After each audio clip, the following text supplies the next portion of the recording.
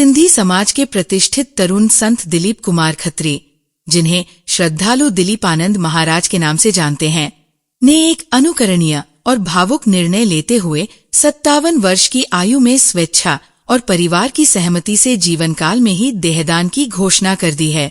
महाराज ने ये घोषणा collector, Subhash Chandra Bose medical college के डीन, रांझी थाना प्रभारी और सिंधी धर्मगुरु अशोकानंद महाराज की उपस्थिति में हस्ताक्षरित पत्र के माध्यम से की।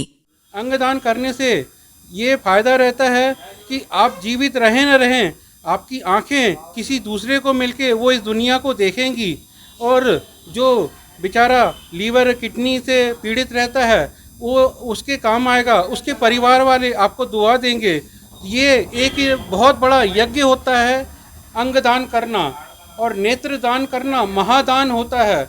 और नेत्रदान करने का मैंने जो संकल्प लिया है लोगों तक पहुंचाने का, इसके लिए मैं जबलपुर के डॉक्टर पवन स्थापक से निवेदन करूंगा कि मुझे इस कार्य में अपने साथ सहयोग प्रदान करें, ताकि मैं यह बात जबलपुर के अपेक्षा पूरी इंडिया में ये बात लहरा सकूं।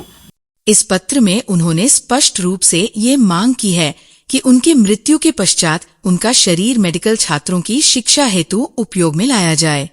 इतना ही नहीं, उन्होंने यह भी अनुरोध किया है कि अंतिम संस्कार में शरीर को जलाया न जाए, बल्कि मांसाहारी पशु पक्षियों के भोजन हेतु उनके समक्ष रखा जाए, जिससे प्रकृति की सेवा भी हो सके। सबसे पहले तो मैंने आँखों का भी लिखा है, और शरीर में जो किडनी है, लीवर है, वो भी अंगदान किए हैं।